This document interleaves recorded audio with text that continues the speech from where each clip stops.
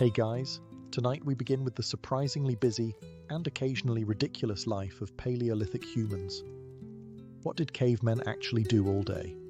Turns out, it wasn't just rock smashing and fire discovery montages. So before you get comfortable, take a moment to like the video and subscribe, but only if you genuinely enjoy what I do here. And let me know in the comments where you're tuning in from and what time it is for you. It's always fascinating to see who's joining us from around the world. Now, dim the lights, maybe turn on a fan for that soft background hum, and let's ease into tonight's journey together. The average day for a caveman began at dawn, or slightly before, depending on how loud the wind was or whether someone nearby started coughing again. Most people slept on animal hides or directly on packed earth, sometimes with a layer of dried grass or leaves for padding. You probably slept near a fire, not for ambiance, for heat and to keep insects and predators away. Sleeping away from the group wasn't really an option unless you wanted to wake up missing a foot. Most people slept in small, tight groups, families, extended families, and whoever else was part of the local band. Privacy didn't exist. Everyone heard everything. The first thing you did after waking up was check the fire. If it went out, someone had to restart it. That could take time, patience, and a lot of rubbing sticks together. If it was cold out, which, depending on the season it often was, everyone would be cranky until it came back to life. Next, you might look over your tools and weapons, spears, knives, scrapers, anything that could be used for hunting or protection. These had to be kept in good condition. Losing your tools meant losing your ability to get food, defend yourself, or process meat and hides. Some people in the group were better at this than others, and it wasn't unusual to borrow gear from someone more skilled, though they probably expected something in return. Children were usually the first to make noise. They'd start moving around, looking for something to eat or something to do, often both. Adults would slowly get up and begin preparing for the day. That could mean gathering water, checking nearby traps, or heading out to look for signs of animal movement. No one eased into the day. There was no time for that. Your daily goal was simple: stay warm, find food, and avoid injury. If you woke up in one piece, your fire was still burning, and nothing outside looked immediately dangerous, you were already ahead. In the Paleolithic era, personal hygiene existed, just not in the way we think of it today. Cleanliness was mostly practical, not aesthetic. You cleaned yourself when it started interfering with your ability to live, or when the smell became a group issue. Bathing happened, but it depended heavily on the season and environment. If there was a stream, people washed in it, when the water wasn't freezing. Otherwise, cleaning might involve wiping off dirt with leaves, handfuls of sand, or on rare luxury occasions, animal fat. That's right, fat could be used to scrub the skin, which sounds odd until you realize it also helped with warmth and insect control. Teeth were another story. There were no toothbrushes, but some people chewed fibrous sticks or bones to clean their teeth. Dental wear was common, especially since the Paleolithic diet involved tough meat, unprocessed grains, and sand particles from grinding stones that got into food. Cavemen didn't brush, but they also didn't eat candy, so cavities were rare. Tooth loss from injury or wear, however, was a different matter.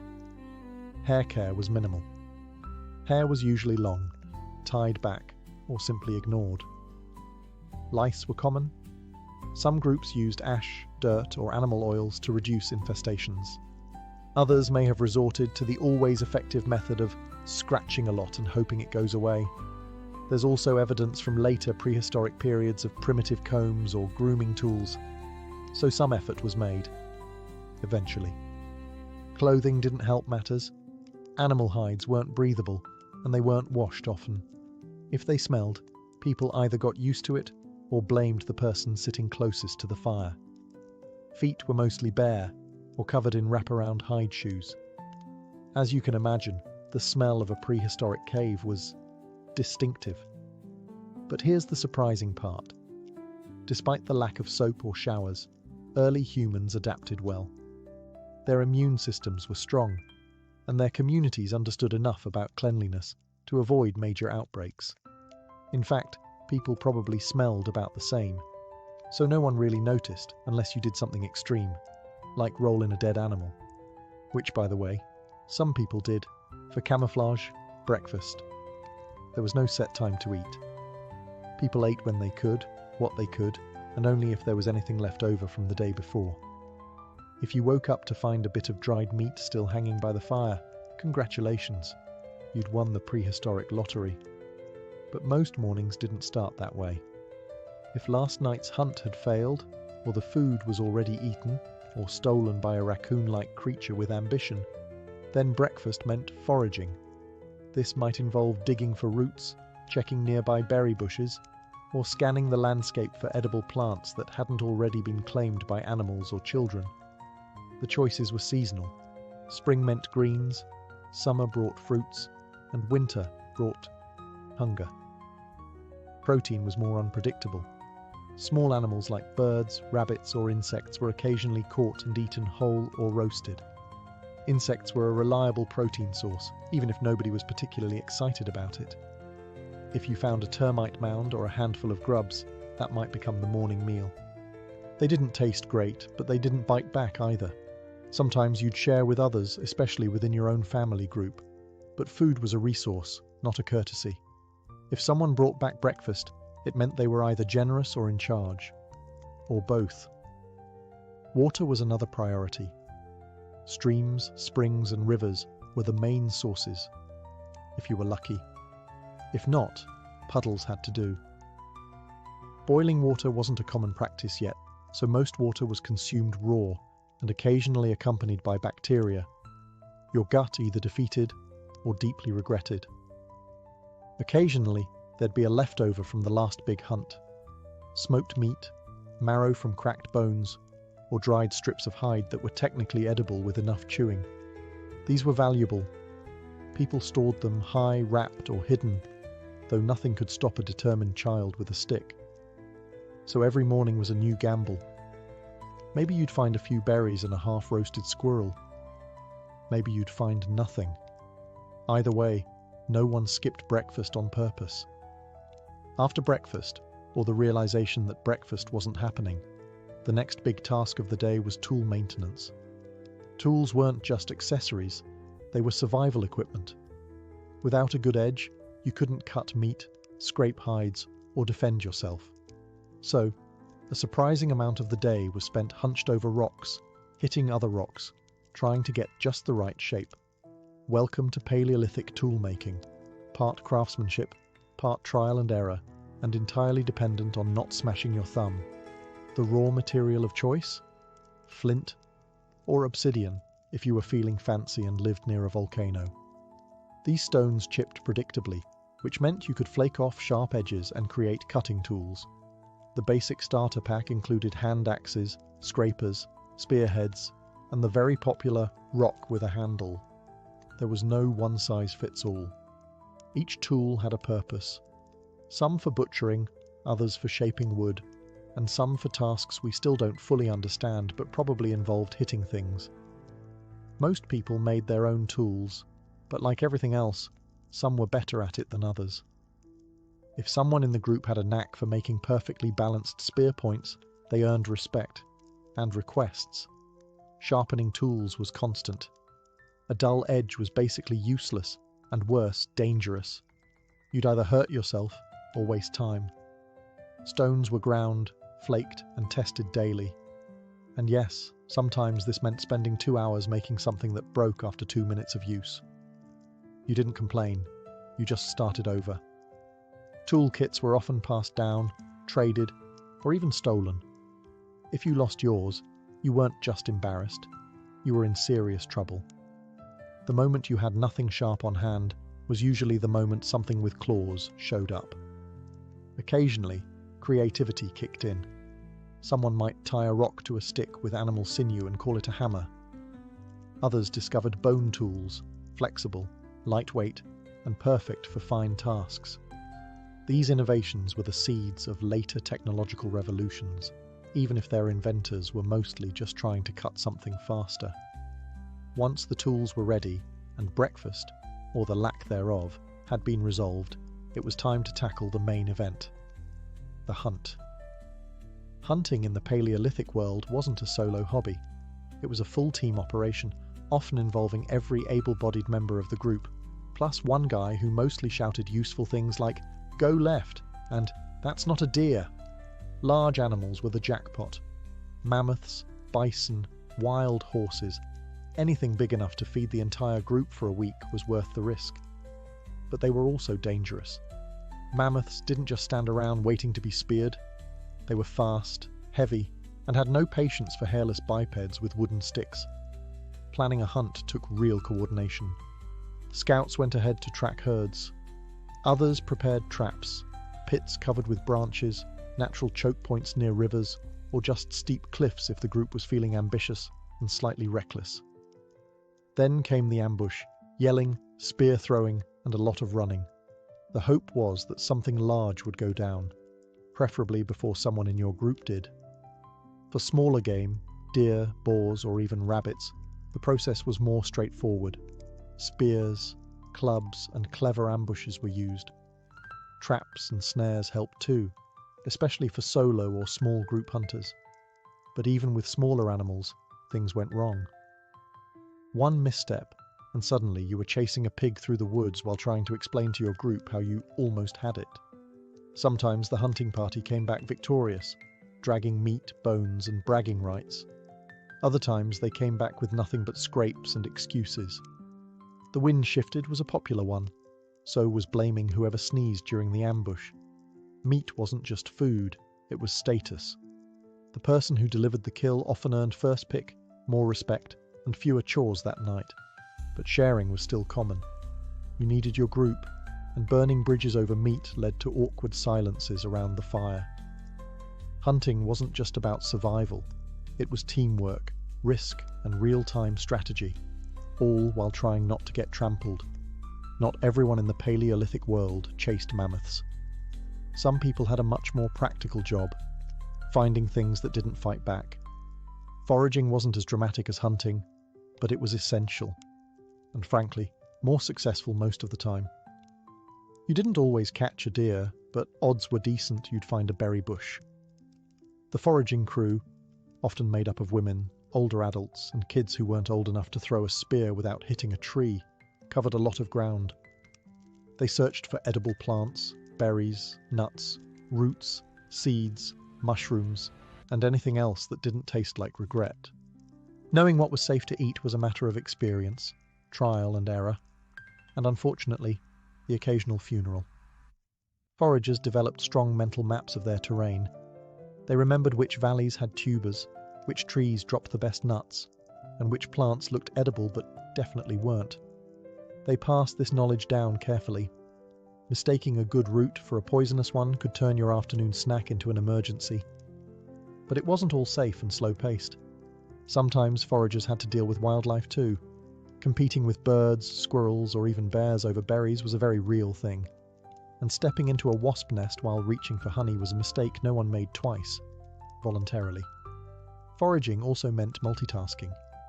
While gathering food, people might also collect firewood, feathers, bark, or herbs for medicine.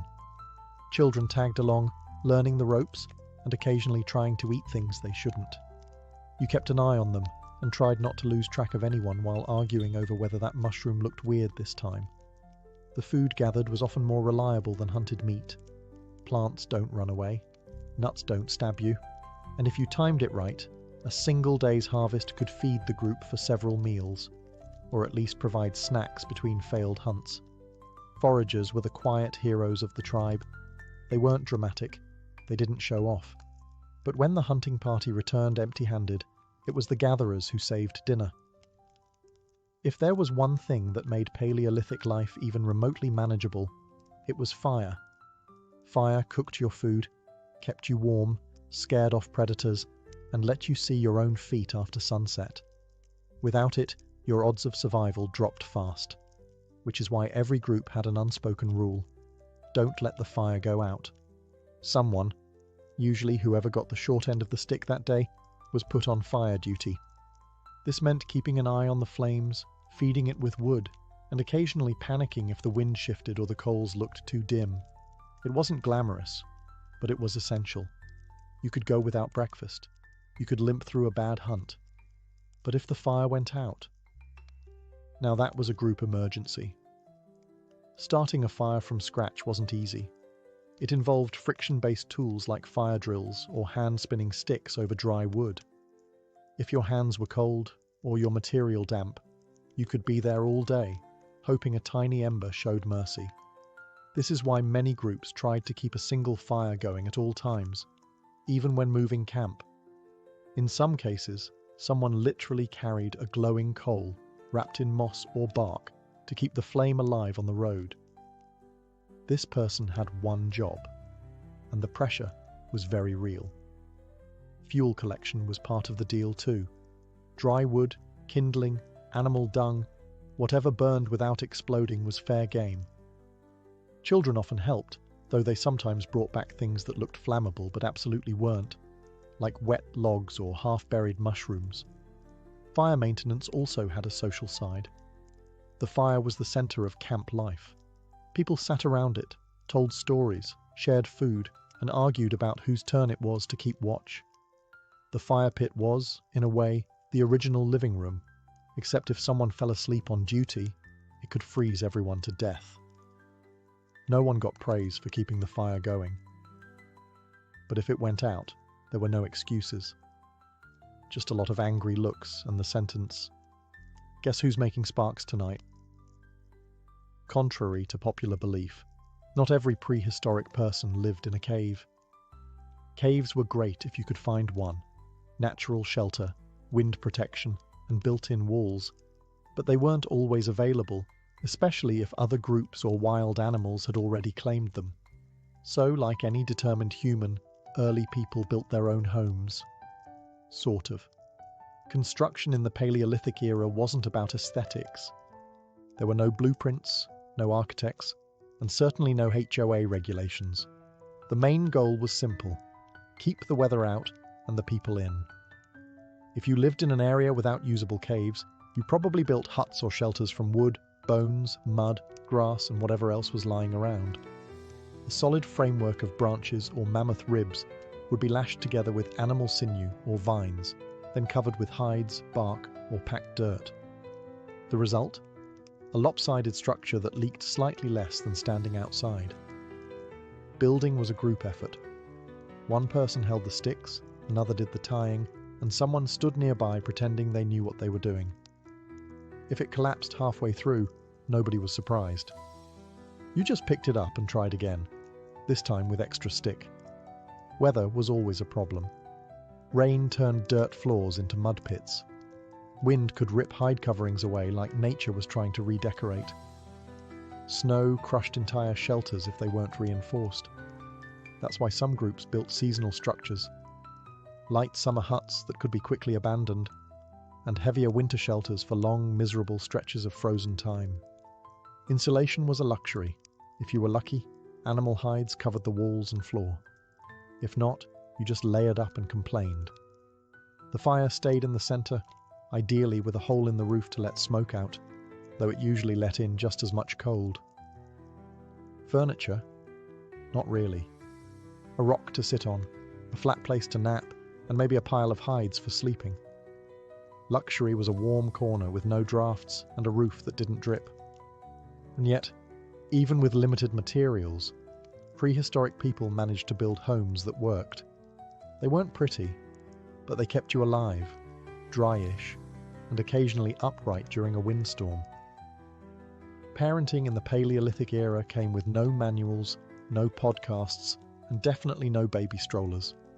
Once a child was born, you were immediately responsible for keeping a small, loud, very breakable human alive in a world full of cliffs, predators, and sharp rocks. And you had to do it without losing your spear or your sanity. Childbirth itself was a community event. Painful, messy, and risky. If you survived it, congratulations. Now came the next challenge. Keeping your child warm, fed, and from sticking their fingers into the fire out of curiosity. Which they did, frequently. There were no diapers. Babies were swaddled in hides or plant fiber, and messes were just part of the job.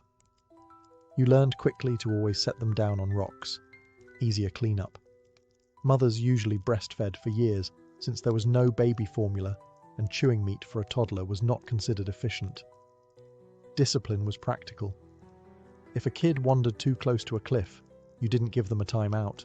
You grabbed them by the leg and barked something like, "No fall!" The stakes were high, and safety rules had to be taught fast.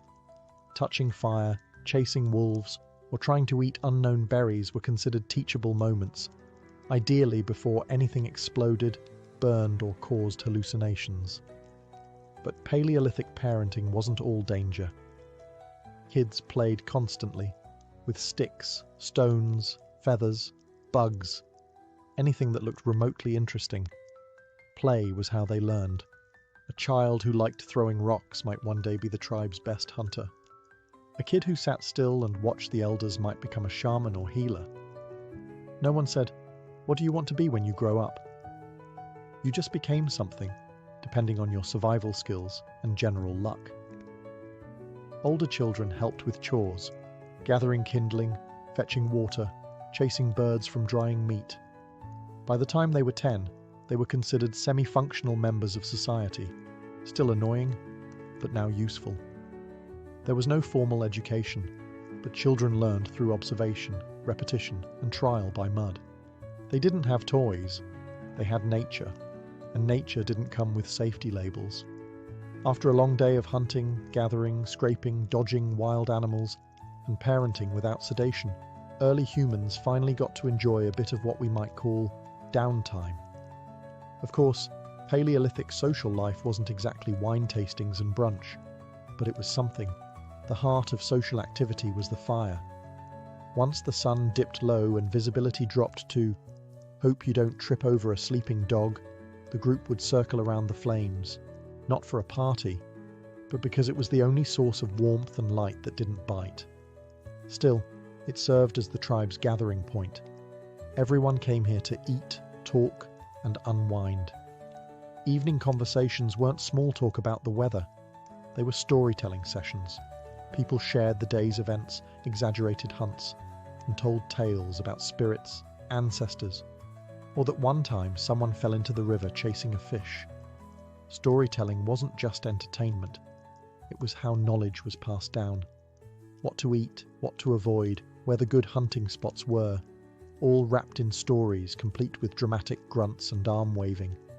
Music and dancing also made appearances, though it wasn't exactly coordinated. Someone would bang two stones together rhythmically, someone else might hum or chant, and suddenly 3 children would start spinning in circles because no one told them not to. Instruments included hollow bones, stretched hide drums, and literally anything that made a vaguely satisfying sound. Bragging was also a big part of social life. If someone had a successful hunt, they would mention it, repeatedly. If they made a sharp tool, they'd casually show it off while pretending not to care. Social status wasn't about wealth, it was about skills. Who could hunt? Who could lead? Who could keep the fire going without burning their own eyebrows off? And flirting? Oh, it happened. There weren't many options, so romantic gestures were often subtle. Sharing food, sitting closer to someone, or not laughing when they misidentified a pile of dung as a rare root. Relationships formed slowly, and usually with the quiet understanding that "you didn't throw a rock at me today" was a good sign. Courtship was subtle, practical, and usually involved more grunting than poetry. Still, early humans managed to figure out how to form partnerships, somehow, despite the complete lack of scented candles or deodorant. The first step in courtship was proximity. You lived in a small band of maybe 20 to 40 people, which meant your dating pool was basically whoever hadn't already been claimed by someone else or wasn't related to you. Not ideal, but there was no prehistoric version of Tinder, unless you count locking eyes while chewing the same piece of roasted squirrel. Flirting was quiet, and by today's standards, kind of strange. Sharing food was a big deal. If someone gave you the choicest piece of meat or a handful of berries they didn't technically have to part with, that was interest. Helping someone scrape a hide or carry water. Also a green flag. Early romance was based on effort, not eloquence. Appearance mattered, but only up to a point. You weren't judged on your outfit. Everyone wore some variation of fur and dirt. What counted was your ability to survive. A good hunter or skilled forager had a better shot at attracting a mate than someone who sat by the fire all day carving questionable-looking statues. Pair bonds were often long-term, but not always permanent. People stayed together for cooperation, raising children, sharing food, surviving bad winters. If it wasn't working, a quiet separation occurred. No paperwork, just fewer shared tasks and more awkward silences during group meals. Sexual relationships were probably more flexible than modern assumptions allow. Some anthropologists suggest that early humans were less possessive than later agricultural societies. Group dynamics, survival needs, and mobility often shaped relationship norms more than personal jealousy. And of course, there were no love songs, just quiet companionship, a shared blanket, and the mutual understanding that neither of you wanted to get eaten alone. It may not have looked romantic, but it worked. Paleolithic couples built families, raised children, and made it through storms, all without once arguing about who forgot to do the dishes, mostly because there were no dishes. Despite the constant need to hunt, gather, and not die, early humans still found time for something uniquely human: art. And while they didn't have galleries, museums, or the phrase that's very abstract, they did have walls. Big, cold cave walls. And apparently those were just begging for decoration. The earliest known cave paintings date back over 30,000 years, with famous examples found in places like Lascaux and Chauvet in modern-day France. These weren't random doodles.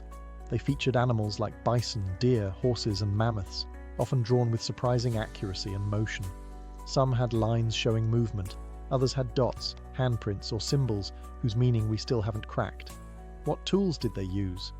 Nothing fancy, just natural pigments like charcoal, ochre, and manganese, crushed minerals mixed with water, fat, or spit. For brushes, they used fingers, sticks, chewed up ends of plants, or hollow bones to spray pigment across their stenciled hands. Yes, prehistoric people invented airbrushing long before it showed up on motorcycles. Why did they paint? No one knows for sure. Maybe it was storytelling. Maybe spiritual beliefs. Maybe someone just had an eye for composition, and no one told them to stop. Some anthropologists believe the art was connected to hunting rituals, a way to summon success or pass on knowledge about which animals to chase and which ones to avoid. The artists probably worked by firelight, deep inside caves, in places no one lived, meaning they were making art just to make it. No commercial gain, no Instagram followers, just human expression in the rawest form. Kids likely got in on it too. Some caves include tiny handprints, suggesting that even little ones were taught how to make their mark, literally. And while we'll never know who made the first bison sketch, odds are someone stood behind them, grunting in approval or offering very unhelpful critiques. What's remarkable is that this art lasted. Long after the huts rotted and the fire pits crumbled, those painted animals still gallop across cave walls. Proof that even 30,000 years ago, humans needed more than just food and shelter. They needed to create. Also, maybe they just really liked bison. Getting sick or injured in the Paleolithic era was a bit like rolling dice with the universe. Only the dice were made of bone and had mostly bad sides. There were no hospitals, no antibiotics, and definitely no urgent care. If you broke something, cut yourself, or developed a mysterious rash, the best case scenario was that your body handled it. The worst case scenario, well, everyone gathered awkwardly around your fire and hoped it didn't look contagious. Medical care existed, but it was basic, extremely basic. Early humans likely had some understanding of plants that reduced pain or inflammation. Chewed bark, roots, or crushed herbs might have served as primitive medicine. Willow bark, for instance, contains salicylic acid, the active ingredient in aspirin. So somewhere out there, a Paleolithic person was the first to discover pain relief by gnawing on a tree. For wounds, treatment often involved cleaning the area with water or antiseptic plants, if known, wrapping it in animal hide or moss, and then watching it closely. Infection was the real killer, not the injury itself. There were no sterile bandages. If the wound got red, hot, and started to smell, well, that was the smell of bad news. Broken bones? Sometimes they healed, sometimes they didn't. There's archaeological evidence of prehistoric skeletons with healed fractures, suggesting that care was given and rest was enforced. But there were also people who clearly kept moving on bad limbs, because there wasn't much choice. Toothaches were another issue. Teeth wore down from constant chewing of tough meat and grit-filled plants. Cavities weren't common, but tooth decay and jaw infections did happen. The solution? Removal, with a rock, and no anesthesia. Shamans or medicine people may have served as early doctors, part herbalist, part spiritual guide, part person who was willing to touch pus. They used rituals, chants, and substances we might now consider mildly hallucinogenic. Was it science? No. Did it work? Sometimes. The truth is, medical care back then was a combination of trial, error, and survival instincts. You got rest, you got attention, and sometimes you got lucky. And if you didn't, your spot by the fire went to someone else by nightfall. In the Paleolithic world, there were no wagons, no wheels, no roads, and absolutely no concept of catching a ride. If you wanted to go somewhere, you walked. That was it. Travel wasn't a convenience, it was a physical commitment. Whether you were moving camp, following game, or avoiding the neighbors who kept stealing your firewood, it always meant using your own 2 feet. Mobility was essential. Paleolithic groups were typically nomadic, moving as needed based on seasons, food availability, and possibly just to escape the smell of the old camp. Campsites didn't come with leases. Once the local resources were used up or the mammoths moved on, the people followed. Trips could be short, a day's walk to a nearby hunting ground, or much longer, spanning dozens of miles over several days or even weeks. Everything had to be carried. Tools, hides, fire-starting gear, food, if there was any left, and children all had to be packed up and hauled on your back. There were no suitcases, just bags made from leather or baskets made from woven reeds. And don't forget the weather. Travelling meant exposure. Rain, wind, snow. You endured it all, possibly while trying to convince a tired 5-year-old that yes, they really did have to keep walking. Again, uphill. Navigation wasn't done with maps. People used memory, landmarks, star patterns, animal tracks, and oral knowledge passed through generations.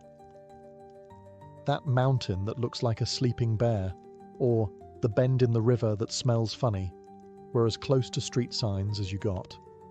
Group movement had to be organised. Scouts might go ahead to check for threats. Everyone else moved carefully, often in single file. If someone got injured, the entire group slowed down. If the weather turned, you found shelter. Fast. Speed was important, but so was staying together. Getting separated in prehistoric wilderness was rarely survivable. Despite all that, people covered serious ground.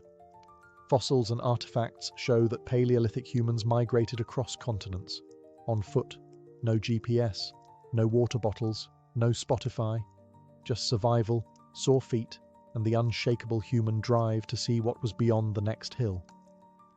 After a long day of hunting, gathering, walking, parenting, tool fixing, and generally not dying, early humans ended their day in the only place that made sense, around the fire. The sun dropped quickly, and with no electric lights or lanterns, darkness arrived fast and without negotiation. That's when the group settled in for the night's final act, equal parts winding down and survival maintenance. Dinner, if you were lucky, involved roasted meat, boiled roots, or whatever edible thing didn't escape earlier. Meals were shared communally, everyone sitting in a loose circle, crouched or cross-legged, eating with hands, bones, or the occasional sharpened stick. There was no formal etiquette, but unspoken rules definitely applied. For example, don't snatch the last bite unless you were the one who speared it. After eating, people talked. Not just survival plans or food logistics. They shared stories, myths, memories, cautionary tales about that one guy who tried to hug a porcupine. Oral storytelling was the Paleolithic version of Netflix, minus buffering. These stories passed down knowledge, entertained kids, and probably exaggerated everyone's hunting skills by at least 30%. Sometimes there was singing, rhythmic, simple chants or calls passed between voices.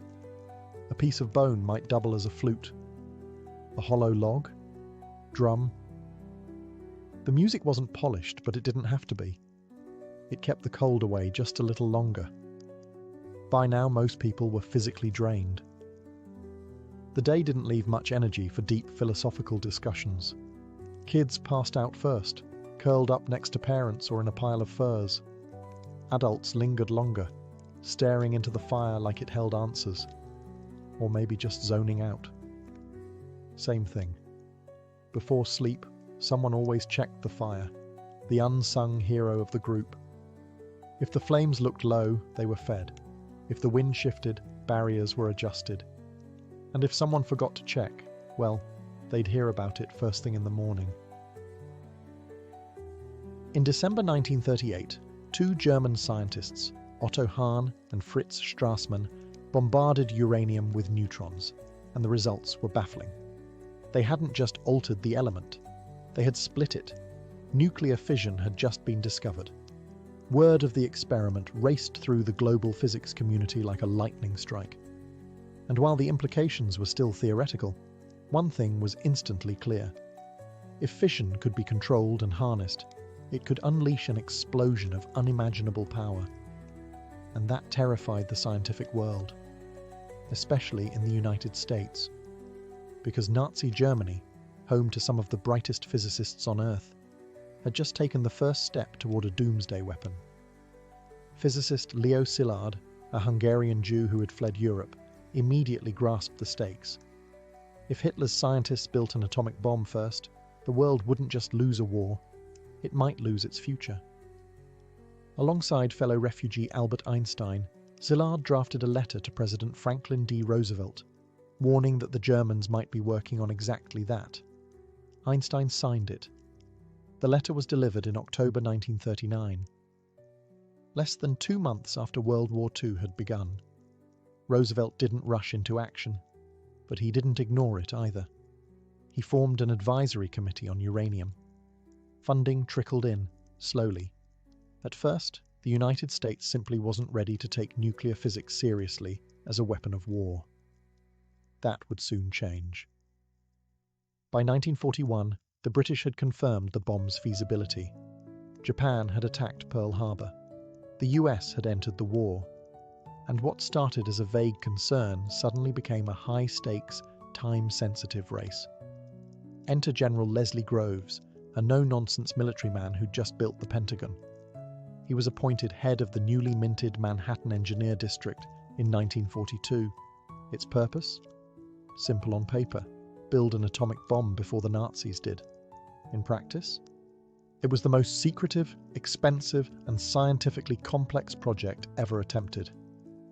Groves brought in a young, flamboyant, theoretical physicist to lead the science. J. Robert Oppenheimer. Brilliant, controversial, idealistic. A man who could calculate particle probabilities and quote Sanskrit poetry in the same breath. Together, they launched what would become known as the Manhattan Project, a $2 billion gamble that would forever change the nature of warfare and the fate of the world. The Manhattan Project wasn't just a lab experiment, it was an empire. To pull off the impossible, the US government created an entire hidden civilization, stretching across the country, shrouded in secrecy. No one outside the project knew its real purpose. Most of the people inside didn't either. At the heart of this secret world were 3 main sites. First, Los Alamos, New Mexico, a dusty mesa chosen for its remoteness. This would be the brain of the project, where theoretical physics met practical engineering. Here, Oppenheimer assembled a dream team of scientists: Niels Bohr, Richard Feynman, Enrico Fermi, and dozens of others. Many were European émigrés fleeing fascism. Some had no idea what they were truly building. Second, Oak Ridge, Tennessee, where entire factories, as long as several football fields, were built from scratch. Their mission? Enrich uranium, one of the two elements needed for an atomic bomb. Problem was, uranium-235 was incredibly rare, less than 1% of natural uranium. So engineers tried everything: gaseous diffusion, electromagnetic separation, even calutrons. Thousands of workers, most of them women, operated machinery they didn't understand, never knowing they were helping enrich bomb fuel. Third, Hanford, Washington, where plutonium was bred. This was the second path to the bomb. Plutonium didn't occur naturally in usable amounts, but in huge nuclear reactors built in the middle of nowhere, uranium could be bombarded to produce it. Then it had to be extracted, refined, and shipped to Los Alamos for weaponization. The reactors ran around the clock, creating a new element and new nightmares. Radiation leaks, contamination, and the birth of the nuclear age's environmental costs all began here. Over 130,000 people worked on the Manhattan Project, more than the population of some US states at the time. They built secret towns, complete with housing, schools, stores, and security fences. Mail was censored. Phone calls were monitored. Workers were told only what they needed to know. Even Vice President Harry Truman had no idea what the project was until he became president. This wasn't just a science project. It was industrial, military, bureaucratic, and deeply human. People fell in love, gave birth, suffered accidents, got bored, and died, all in service of an invention they couldn't name. The project had become a hidden America, and it was inching closer, day by day, to building the deadliest weapon in history. J. Robert Oppenheimer wasn't your typical military contractor. He wasn't even a typical scientist. Brilliant, erratic, aristocratic, and deeply philosophical, Oppenheimer spoke 6 languages, quoted the Bhagavad Gita, and smoked constantly. He had a sharp tongue, fragile health, and an uncanny ability to solve theoretical puzzles that stumped everyone else. To many, he seemed more poet than physicist, but under pressure, he was the glue that held Los Alamos together. Appointed scientific director of the Manhattan Project by General Groves, Oppenheimer quickly proved he was more than just an academic. He had an intuitive understanding of people and politics. He could inspire loyalty and manage egos. No small feat considering he was working with some of the most brilliant minds on Earth, each with a Nobel Prize-level intellect and a reputation to match. But he also had a dark side. Oppenheimer's earlier associations with Communist Party members, including his brother and his mistress, Jean Tatlock, raised red flags for military intelligence. Groves overruled objections and pushed ahead with Oppenheimer anyway, but the file on him was thick and getting thicker. Still, Oppenheimer's ability to visualize how theoretical physics could become physical machinery made him indispensable. At Los Alamos, he led with a mix of charisma and obsession, often sleeping just a few hours a night. He'd race between chalkboards and meetings, scribbling formulas, arguing designs, and chain-smoking until dawn. He was at the center of everything: atomic configurations, bomb casing designs, neutron reflectors, even the seating charts at briefings. He was also painfully aware of the consequences. Oppenheimer believed beating the Nazis to the bomb was morally necessary. But as the war in Europe neared its end, and Germany's nuclear program collapsed, he grew uneasy. The bomb was no longer just a defensive weapon. It was becoming a political weapon. This paradox haunted him. He had summoned the greatest minds of the age to unleash destruction never before imagined. Every success brought them closer not to victory, but to a line that once crossed could never be uncrossed. In private, Oppenheimer remained conflicted. In public, he remained focused. As the team finalized bomb designs, one chilling truth grew clearer. They wouldn't just be changing warfare, they'd be changing the nature of humanity's relationship with power itself. By late 1944, theory had given way to blueprints. Blueprints became parts. Parts became prototypes. The Manhattan Project was no longer an experiment. It was an assembly line for Armageddon. But building a nuclear bomb wasn't like building a tank or a plane. This was uncharted territory, and nothing came easy. Engineers, machinists, and physicists at Los Alamos were now focused on two types of bombs, each with its own terrifying complexity. The first was the uranium bomb, nicknamed Little Boy. It relied on the principle of a gun-type mechanism.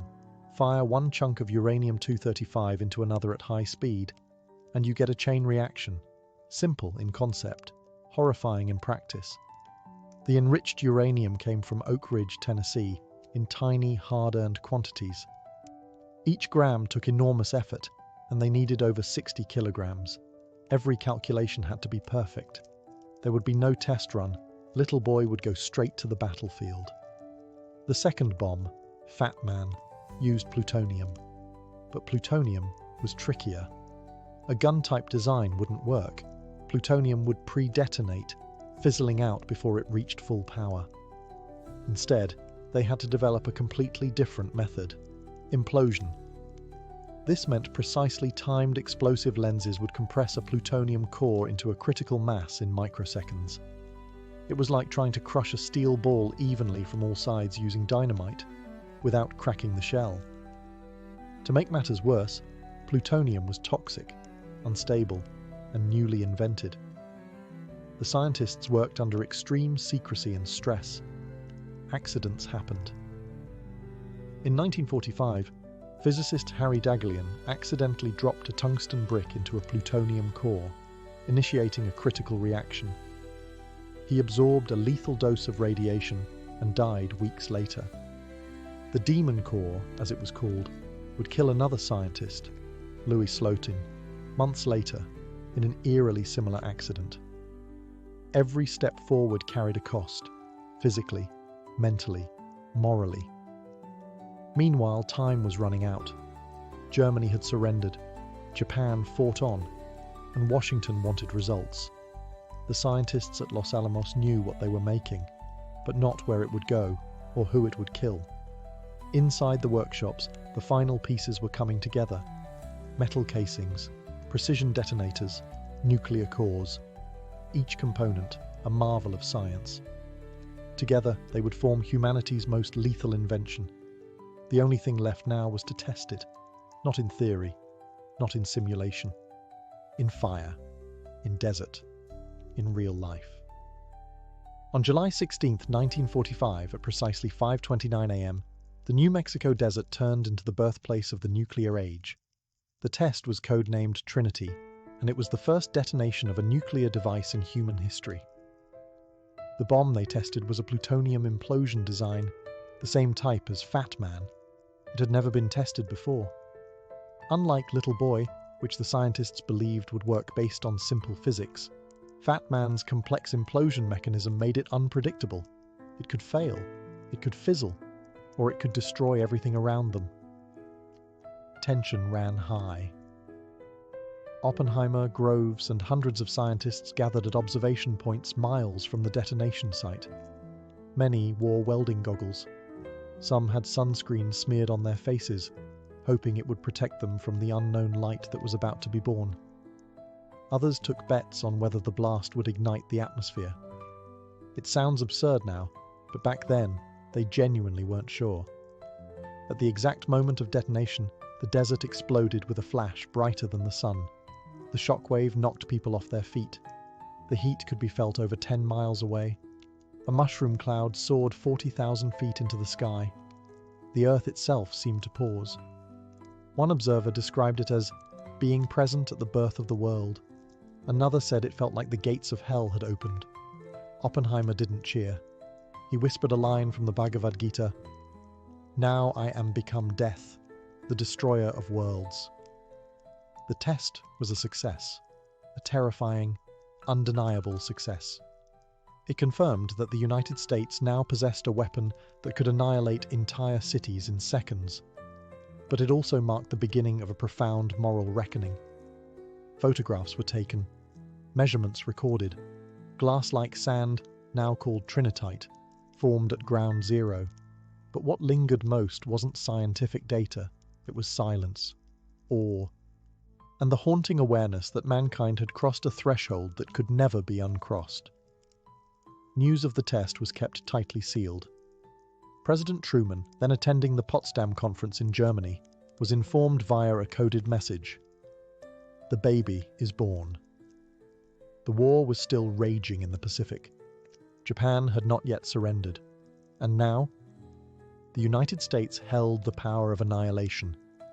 The question wasn't if they would use it. It was where and when. Less than a month after the Trinity test, the theoretical horror became a real one. The United States had 2 working bombs and a fateful decision to make. On August 6, 1945, a B-29 bomber named Enola Gay lifted off from Tinian Island. Its payload, Little Boy, the uranium bomb. The target, Hiroshima, a city of military importance, but also full of civilians. At 8:15 a.m., the bomb was released. 43 seconds later, the sky erupted. The explosion leveled 5 square miles of the city. Temperatures reached 7,000 degrees Fahrenheit at the epicenter. Over 70,000 people died instantly, vaporized or crushed. Fires raged. Survivors, burned and blinded, stumbled through a nightmare landscape of twisted steel and ash. In the following weeks, tens of thousands more would die from radiation sickness, injuries, and trauma. The world had never seen destruction like this. And yet, the war continued. Japan's leaders hesitated. Some wanted surrender, others wanted terms. The US, interpreting silence as resistance, prepared a second strike. On August 9th, the plutonium bomb, Fat Man, was loaded onto another B-29, Boxcar. The primary target was Kokura, but cloud cover forced a change. The bomb was dropped over Nagasaki at 11:02 a.m. The terrain of Nagasaki limited the blast somewhat, but the destruction was still catastrophic. Around 40,000 people died instantly. The blast obliterated factories, homes, temples. Once again, thousands more would succumb in the following days from burns, trauma, and radiation. Within hours, the Japanese cabinet convened in chaos. The emperor himself, Hirohito, intervened. For the first time in history, a Japanese emperor spoke directly to his people, announcing unconditional surrender. The war was over. But the debate had just begun. Did the bombs end the war, or did they usher in something worse? Were they necessary, or a horrific show of force? Some scientists had begged for a demonstration instead of a city strike. Their pleas were ignored. Others, like General Groves, felt no remorse at all.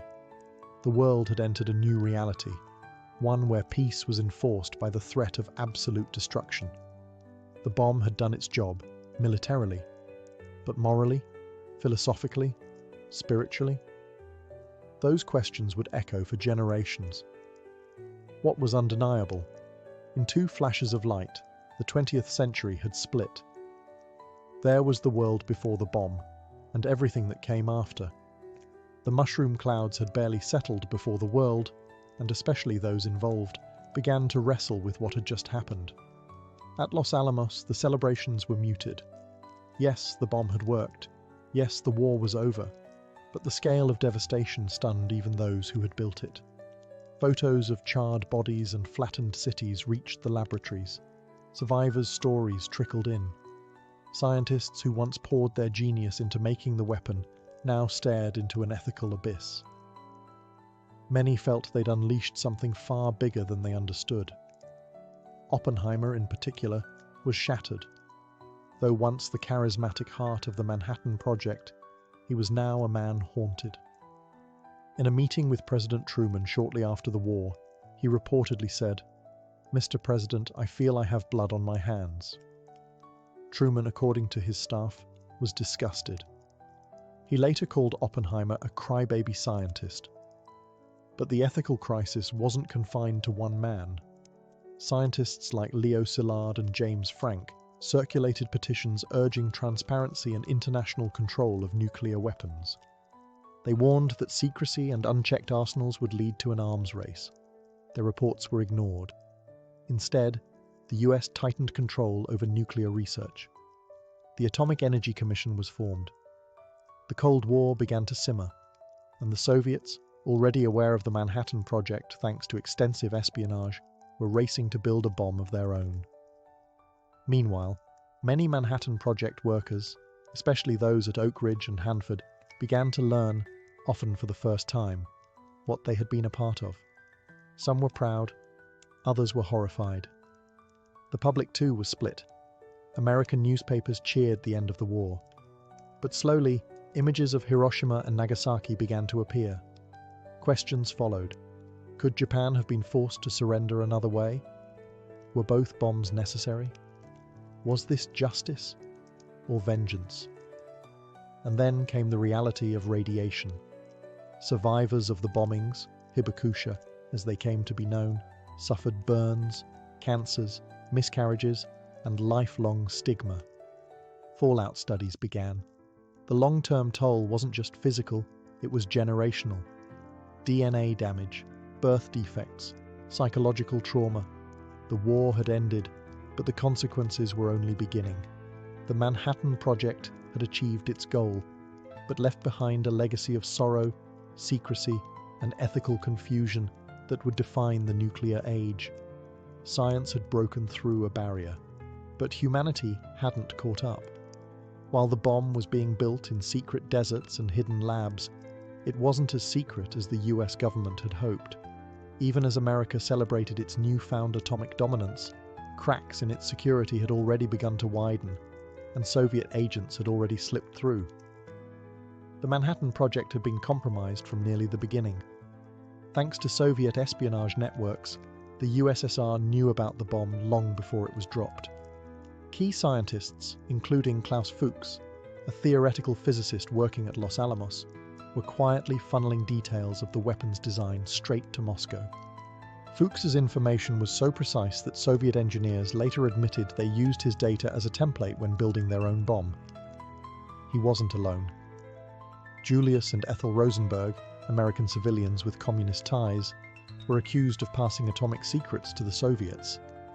Their eventual trial and execution in 1953 shocked the nation and became one of the most controversial episodes in Cold War history.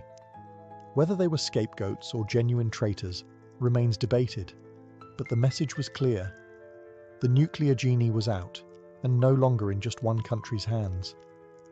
The Soviet Union detonated its first atomic bomb in 1949, just 4 years after Hiroshima. It was faster than most American officials had expected. The world was now a multi-nuclear landscape, and the arms race was officially on. America's monopoly on ultimate destruction had lasted less than half a decade. What followed was a new kind of warfare, not of bullets, but of brinkmanship. Nations now held weapons that could annihilate cities with a single strike. The logic of conflict shifted. Victory no longer meant who had more troops. It meant who could survive a nuclear first strike or deliver a deadlier one in return. Back in the US, paranoia grew. Loyalty oaths, background checks, HUAC hearings, the Red Scare. Scientists who had once been hailed as national heroes found themselves accused, blacklisted, and interrogated. Oppenheimer himself, the father of the bomb, was stripped of his security clearance in a humiliating hearing that exposed how deeply the political climate had changed. The bomb had won a war, but it had also ignited a new one. Colder, more psychological, and infinitely more dangerous. From the labs of Los Alamos to the gulags of Siberia, a new era had begun, one where silence, suspicion, and surveillance reigned. And the threat of total annihilation would never be far behind. The Manhattan Project ended in 1946, but its impact never did. It reshaped the world, scientifically, militarily, politically, and morally. It was, in many ways, the birth of the modern era. On one hand, the project marked an unprecedented scientific achievement. It proved that theoretical physics could shape global events, that pure research could transform into raw power. The same principles that split atoms would go on to power nuclear energy, guide space exploration, and advance medicine. Nuclear physics became a cornerstone of modern science. On the other hand, it introduced a permanent shadow over humanity. The invention of nuclear weapons didn't just end a war, it redefined peace. For the first time in history, humans had created something that could wipe themselves out entirely. That terrifying possibility has hovered over every international conflict since. The concept of mutually assured destruction became the twisted backbone of Cold War diplomacy. Two superpowers, armed to the teeth, locked in a stalemate where pulling the trigger meant the end of civilization. The Manhattan Project also sparked a global arms race. The US, the Soviet Union, then Britain, France, China, India, Pakistan, Israel, unofficially, and later North Korea. Each developed their own bombs. What began as a desperate gamble to stop Nazi Germany became a blueprint for global militarization. And yet, for all its devastation, the bomb has only been used in war twice. That fact alone is both chilling and remarkable. It suggests a paradox. The bomb is the ultimate weapon, and its horror may be the very reason it hasn't been used again. Culturally, the Manhattan Project left scars. In film, literature, and philosophy, it forced a confrontation with the limits of progress. Could science exist without conscience? Could knowledge be separated from responsibility?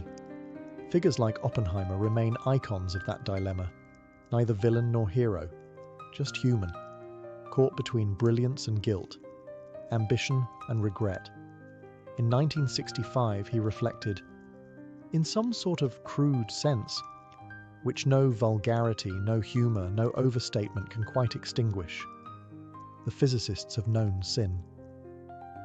Today, the legacy of the Manhattan Project lives on, in weapons stockpiles, in non-proliferation treaties, in climate of deterrence, and in the uneasy peace that nuclear fear enforces.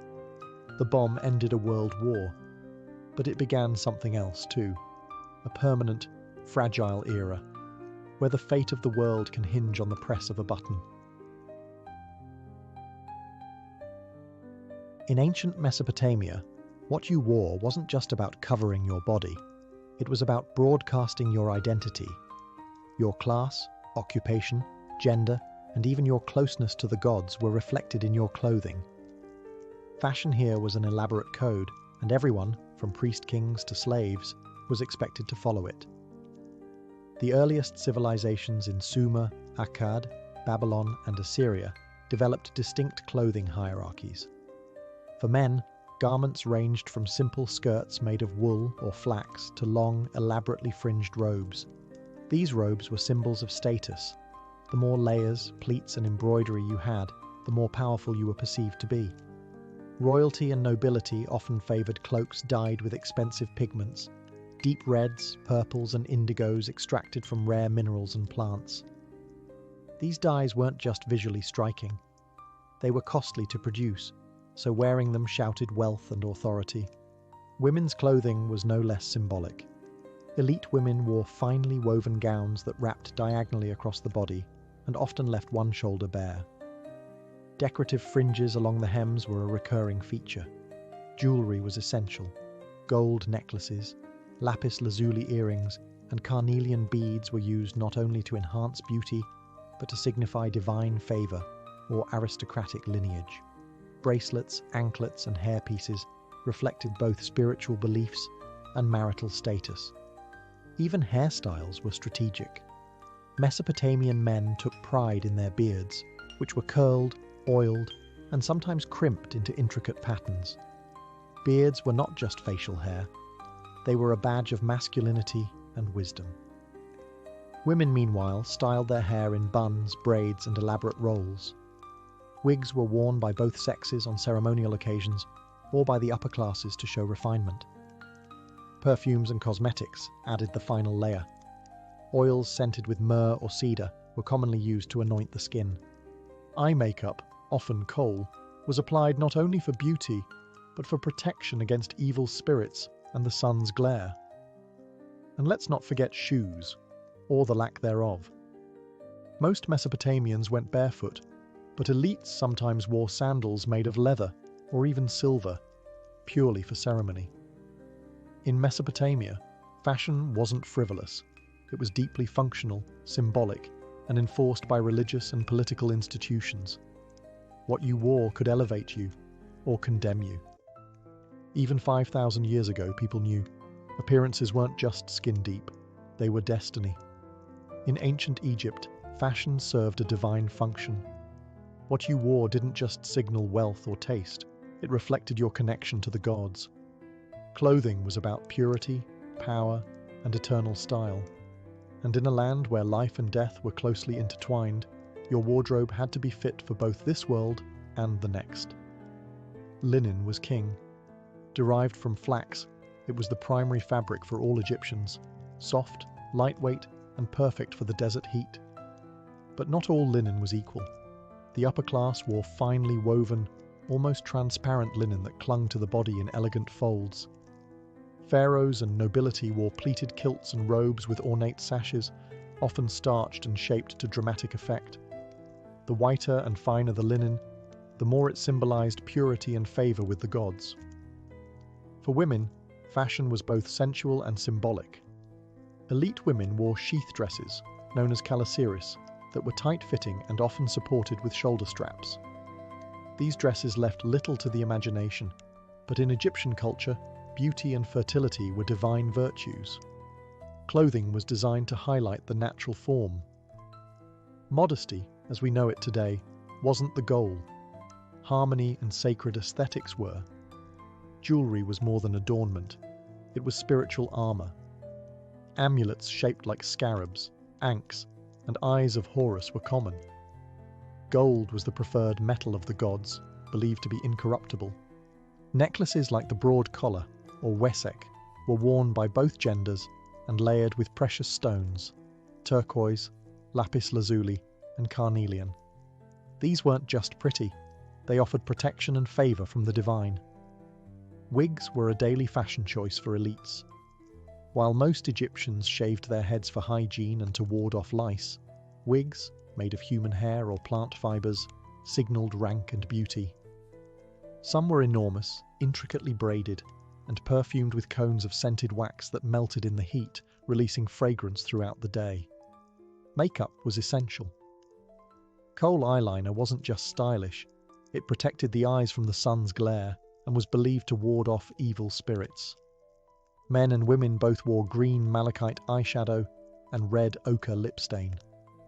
Looking good was serious business, because the gods were always watching. From pyramid workers to priests to queens, what you wore in Egypt wasn't just a fashion choice, it was a sacred statement about your status, your soul, and your journey into eternity. At first glance, ancient Greek fashion might seem simple, flowing fabrics, minimal seams, and clean lines. But look closer, and you'll see a world coded with identity, status, and civic values. In Greece, especially during the classical period, clothing wasn't about extravagance.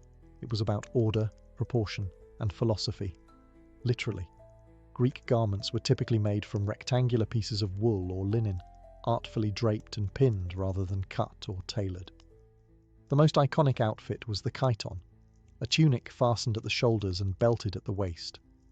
Men's chitons were usually knee-length, while women's reached the ankles, but even that length was a message. Long chitons on men signaled youth or priesthood, while short ones meant athleticism, labour, or military life.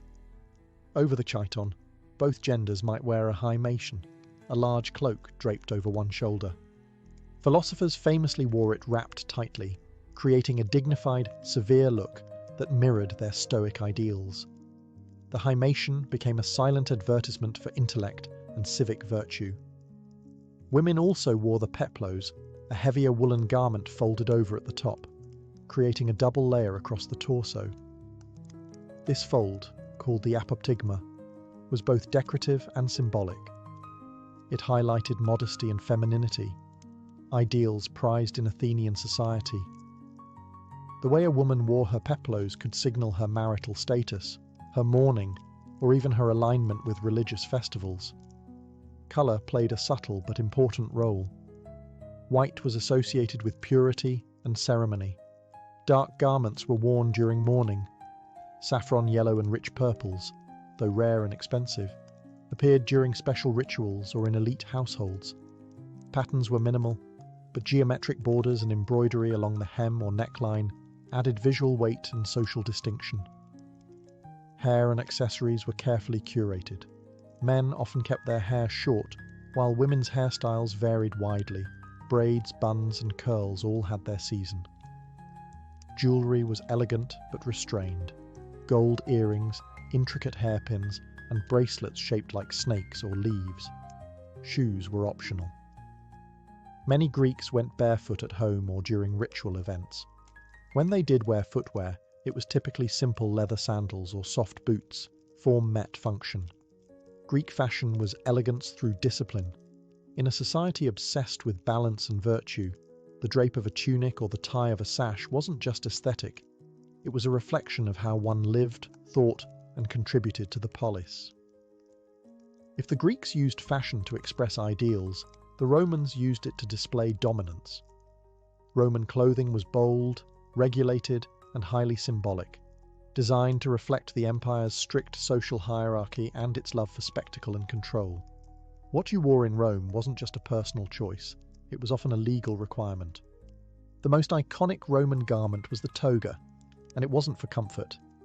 Reserved for Roman male citizens only, especially the elite, the toga was a massive semicircular woolen cloth draped intricately over the body. It required practice, or a personal slave, to wear properly. The colour, size, and decorative stripe of your toga immediately signalled your status. A toga virilis, plain and white, was worn by adult male citizens. A toga praetexta with a purple border was for magistrates and high-ranking boys. The fully purple toga picta, embellished with gold, was reserved for generals in triumphal processions and, eventually, emperors. To wear the wrong toga could result in public disgrace, or worse. Underneath, men wore a tunica, a simpler knee-length garment belted at the waist. Slaves wore rough, undyed tunics. Freedmen might wear striped versions to distinguish their new, albeit limited, status. Senators had a purple stripe called a latus clavus down the front. Fashion in Rome wasn't about individualism, it was about knowing your place. Roman women, meanwhile, wore the stola, a long flowing dress often paired with the palla, a shawl that could cover the head in public. Respectable matrons wore distinct stolae as a badge of their chastity and virtue. Prostitutes, by contrast, were banned from wearing them, a literal fashion divide between dignity and disgrace. Jewellery was abundant, especially among women. Rings, necklaces, fibulae, brooches, and earrings were not just decorations. They were currency, status markers, and political gifts. Wealthy women wore elaborate hairstyles, often piled high with curls, braids, and pins, a fashion that required both a mirror and several servants. Footwear ranged from simple sandals to leather boots dyed red, green, or black. Senators even had their own shoe style, the calceus, marked by a black leather finish and laces across the ankle. In Rome, clothing was law, art, and propaganda rolled into one. To be dressed appropriately was to embody Rome's values: discipline, hierarchy, conquest, and civic pride. A toga wasn't just cloth. It was the Roman Republic, draped in wool. In the Achaemenid Persian Empire, fashion was nothing short of regal theatre. From Darius the Great to Xerxes, Persian rulers dressed not merely to impress, but to intimidate. To see a Persian nobleman walk into a room was to witness a human jewel box, shimmering in embroidered silks, gold ornaments, and divine iconography.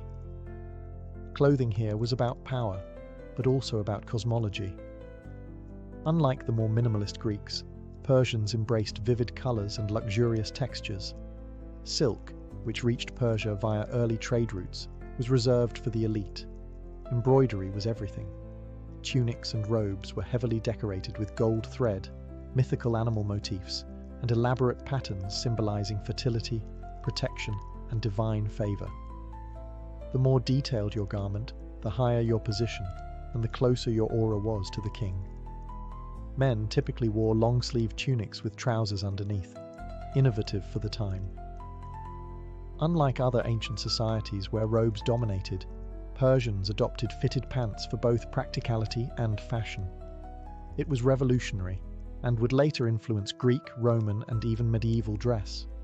A wide, ornate belt often cinched the tunic at the waist, while layered cloaks draped across the shoulders added weight and formality. Women's fashion was equally refined, though more modest by design. Long dresses with fitted bodices and multiple layers of fabric were common, along with wide sleeves and veils. Jewelry was abundant: gold necklaces, gemstone bracelets, and intricately carved rings. Perfume and cosmetics also featured heavily.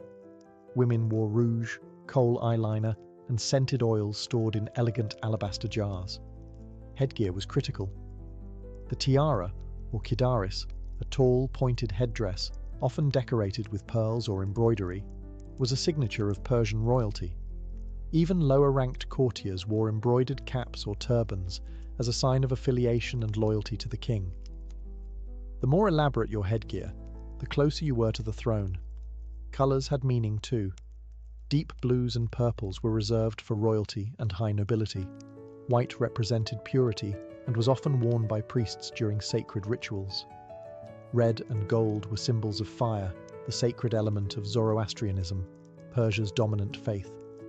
Persian fashion was never accidental. Every fold, every gem, every stitched griffin or lion carried a message.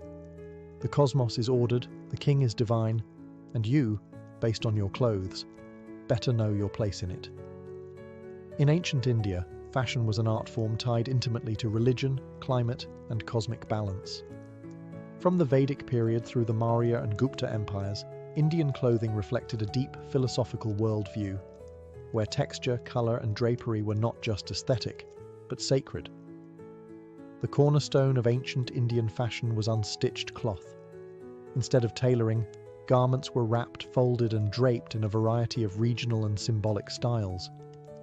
This wasn't a shortcut, it was a principle. In Hindu belief, stitching was sometimes considered impure for ritual wear, so flowing fabrics became the canvas of self-expression and spiritual identity. For men, the most common garment was the dhoti, a rectangular piece of cloth, often white or saffron, wrapped around the waist and tied in a knot. It could be formal or casual, and the style of folding differed by region and caste. Priests, for example, wore it in specific ritual folds that aligned with religious ceremonies. Women wore the sari, still famous today, but in ancient times it looked quite different. It was usually a single piece of cloth up to 9 yards long, wrapped around the waist with one end, the palu draped over the shoulder or head. It left the midriff bare, not as a fashion statement, but as a gesture of fertility and cosmic openness. In many temples, goddesses were adorned in this exact style, reflecting the sacred femininity of the land. The choli, the blouse worn under a sari, emerged later in history. In earlier periods, upper body coverings varied greatly depending on social norms and climate. In some areas, especially in southern India, women wore the sari without a blouse at all, while in colder regions, shawls and veils were added. Textiles were India's pride. Cotton was first cultivated here, and Indian weavers mastered techniques like block printing, resist dyeing, and fine spinning. The muslin of Bengal was so delicate it was called woven air. Silk, too, was a staple of royal and sacred attire, especially in Buddhist and Jain traditions. Jewelry was worn by all classes: necklaces, bangles, anklets, nose rings. Each piece had astrological, spiritual, or marital meaning. Even children wore talismans to ward off evil. In ancient India, fashion was not bound by fast-changing trends. It was a living philosophy, soft, unstitched, layered in meaning, and always attuned to the divine. In ancient China, fashion was far more than decoration. It was a living system of ethics, cosmology, and imperial order. Whether during the Shang, Zhou, or Han dynasties, What you wore was a reflection of your social role, your harmony with the universe, and your relationship to the emperor. The most iconic garment in early Chinese history was the hanfu, a flowing robe with wide sleeves, a crossed collar, and a sash at the waist. It wasn't just a fashion staple, it was a visual embodiment of Confucian ideals. Modesty, structure, and respect for hierarchy were sewn into every pleat. Men and women alike wore hanfu, but the details, colour, fabric, trim, and length, differed dramatically based on class, age, and occasion. Colours were strictly regulated. Under the Zhou dynasty, colour codes were established to align with the five elements philosophy: yellow for earth, centre; red for fire, south; blue-green for wood, east; white for metal, west; and black for water, north. Yellow was especially sacred, reserved for the emperor alone. To wear it as a commoner was a direct insult to the throne. Layering was key. Nobles and scholars wore multiple robes atop one another, not just for warmth or beauty, but as a symbol of refinement. The more layers, the more elevated your rank. Peasants, by contrast, wore simple tunics made of hemp or coarse wool, belted at the waist, with trousers or leggings. Silk was strictly the domain of the upper class, until its production expanded centuries later. Women's attire varied, but generally echoed the hanfu silhouette, with added sashes, flowing skirts, and elaborate hairpins. Hair was always styled with care, long and pinned up, often with jade combs, gold ornaments, or floral motifs. The higher and more intricate the hairstyle, the greater the refinement. Hair left loose in public was considered improper for women past childhood. Accessories were laden with meaning. Jade, in particular, was seen as the stone of immortality and virtue. Pendants carved with dragons, phoenixes, or clouds symbolized blessings and moral strength. Even shoes had codes. Pointed tips or elevated soles distinguished the refined from the rustic. In ancient China, fashion was harmony in fabric form. It reflected the natural order, expressed human dignity, and upheld the invisible scaffolding of the empire. To dress properly wasn't just courteous, it was a civic and spiritual duty. To Romanize, the fashion of Celtic and Germanic tribes was wild, impractical, and savage. But to the people who wore it, their clothing wasn't just practical, it was powerfully expressive. Tribal dress reflected warrior culture, kinship, spiritual belief, and a love for bold identity. Where Mediterranean fashion emphasized order and hierarchy, the so-called barbarians leaned into individuality and flair. Let's start with the Celts. Spread across Gaul, the British Isles, and parts of Central Europe, Celtic men and women wore brightly coloured woolen garments, often dyed with natural pigments from plants and minerals. Patterns were a big deal. Plaids and checks weren't just decorative, they were tribal identifiers.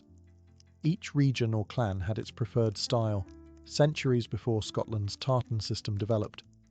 Men typically wore long-sleeved tunics, belted at the waist, with trousers known as bracca, a radical departure from the robe-based attire of Rome or Greece. These trousers were warm, flexible, and ideal for horseback riding and combat. Warriors often went shirtless into battle, covered in tattoos or blue war paint made from woad, a nod to both intimidation and sacred ritual. Celtic women wore layered dresses or skirts with shawls or cloaks fastened by elaborate brooches, called fibulae. Jewellery was worn in abundance. Thick neck rings called torques, bangles, spiral earrings, and amber beads. These items weren't just for show. They marked wealth, tribal role, and sometimes even mystical protection. Hair was another statement. Both men and women braided or coiled their hair, sometimes bleaching it with lime for dramatic effect. Long, styled moustaches and beards were favoured by men, especially among warriors and chieftains. Meanwhile, Germanic tribes, from the Goths to the Saxons, had similar clothing strategies. Tunics, wool cloaks, and layered furs dominated their wardrobes. Animal hides, often worn as capes or trimmed with teeth and claws, were both status symbols and talismans. Metalwork on belts, clasps, and weapons often featured motifs of wolves, boars, and eagles, creatures believed to hold spiritual power. Though dismissed as uncivilized by Roman historians, these tribal fashions were deeply meaningful. They emphasized mobility, identity, and a spiritual connection to the land and ancestors. In a world of constant migration and warfare, what you wore was your flag, your shield, and your mythology, stitched into wool, leather, and bone. By the time the Roman Empire evolved into the Byzantine Empire, fashion had become something altogether different, a fusion of Roman authority, Eastern luxury, and Christian symbolism. In Byzantium, clothing wasn't just about status or wealth, it was a sacred language. Every thread, every jewel, every embroidered icon was part of a divine and political performance. The Byzantine court was obsessed with ceremonial dress. The emperor, seen as God's representative on earth, wore garments so intricate and heavily adorned they bordered on the theatrical. His robes, known as the lauros, were long jewel-studded bands wrapped elaborately around the body. Gold thread was common. Pearls, sapphires, and garnets were stitched directly into the fabric. To see the emperor was to behold a living icon. Colour was strictly regulated. Purple, dyed from the rare murex snail, was the exclusive right of the imperial family. Anyone else caught wearing it could face severe punishment. Even small accents of purple on robes or shoes indicated a connection to the throne. Senators, clergy, and generals had their own colour codes and uniform-like outfits for ceremonies. Byzantine fashion was layered and modest. Both men and women wore tunics called dalmatica, with wide sleeves and embroidered bands known as clavi running vertically down the front. Over these they wore cloaks like the chlamys, fastened with ornate brooches, often shaped like crosses or doves. These layers weren't just practical. They reflected religious values of humility and decorum. Women's fashion in Byzantium was both opulent and devout. Elite women wore long-sleeved robes with tight cuffs, heavily patterned silk fabrics, and elaborate head coverings. Veils and crowns signaled both piety and power. Jewellery was plentiful, heavy earrings, multi-strand necklaces, and golden belts adorned with religious icons and saints. Even their shoes were embroidered. Christianity influenced everything. Crosses, angels, and sacred inscriptions appeared on belts, pins, and borders of garments. Churches were filled with mosaics depicting saints and royalty in dazzling robes. Real fashion, immortalized in art. Even outside the palace, fashion mimicked the hierarchy. Merchants, scholars, monks, and servants all had clearly defined clothing styles. You didn't just dress for the weather, you dressed for your role in God's order. In Byzantium, fashion wasn't a choice. It was destiny, sanctified by scripture and stitched in silk. Your robe wasn't just a garment, it was your gospel. Before eyeglasses were invented, poor vision was a life sentence, often with serious consequences. If you were nearsighted, reading or fine craftsmanship became nearly impossible. If you were farsighted, sewing, carving, or copying manuscripts was a daily struggle. And yet, for most of human history, there was no solution, just quiet resignation. Ancient civilizations recognized vision problems, but they didn't have the means to fix them. The earliest written reference to impaired vision comes from ancient Egypt. Medical papyri from as early as 1500 BCE describe symptoms that sound a lot like presbyopia, age-related farsightedness. But treatment was largely magical or herbal. There's no evidence of any optical devices.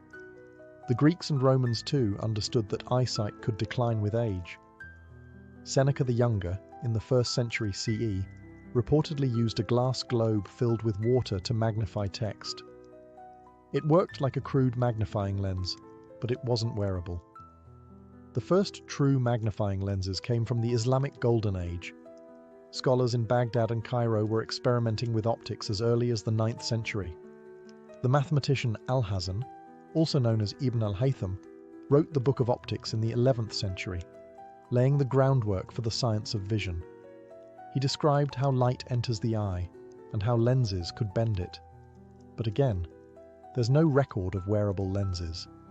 Instead, ancient and medieval readers used what were known as reading stones, polished hemispheres of glass or crystal placed directly over the text to enlarge it. These tools date back to around the 10th or 11th century in Europe and the Middle East. They were useful, but clunky. You had to press them against the page, and they only helped with one line at a time. The true revolution came in the late 13th century, in northern Italy, likely in the artisan hubs of Pisa or Venice.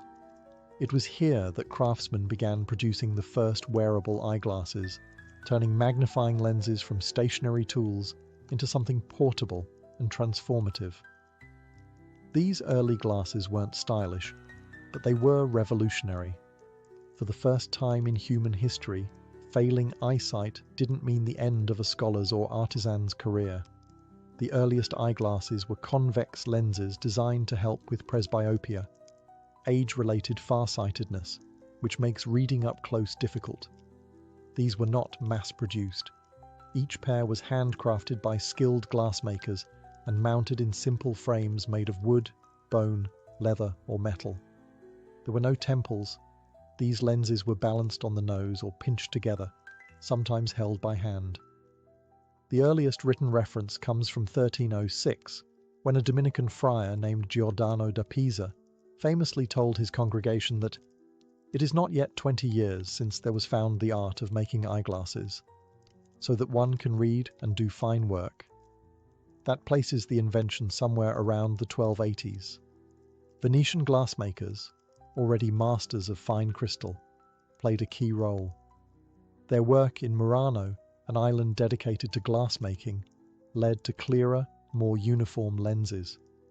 It wasn't long before eyeglasses became a quiet but vital tool for monks, copyists, and aging scholars. These early spectacles weren't personalized. There were no eye exams. Buyers simply tested out lenses to see which one helped the most.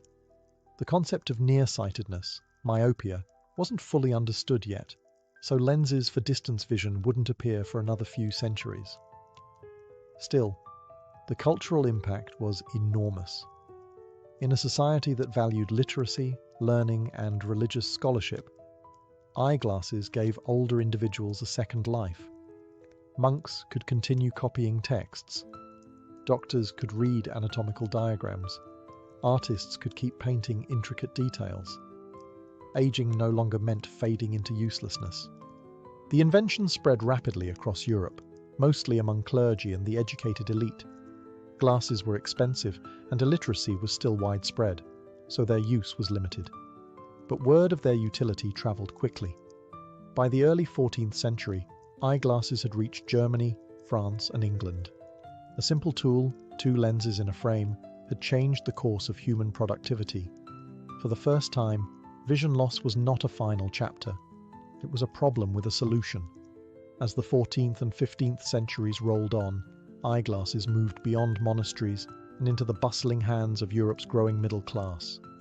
The invention of spectacles coincided with the rise of literacy, trade, and urban life. And with it, eyeglasses evolved from obscure scholarly tools to everyday commercial goods, accessible, portable, and increasingly practical. Thanks to the rise of towns and guilds, more people were learning to read, merchants, artisans, and bureaucrats among them. Reading contracts, ledgers, and inventories required good close-up vision. Presbyopia, still the most common visual issue addressed by spectacles, no longer sidelined older professionals. In a world driven by writing and math, eyeglasses became a silent partner in economic expansion. By the 15th century, eyeglasses were being sold by peddlers, apothecaries, and even street vendors. These were rudimentary models, simple convex lenses mounted in wire or horn frames, held in place by pinching the nose or tying cords around the head. They weren't comfortable, but they worked. For many, it was the first time their world came into clear focus in decades. In 1450, Johannes Gutenberg's printing press changed everything. Suddenly, books could be produced by the hundreds, and later, by the thousands. As printed material flooded Europe, the demand for eyeglasses surged.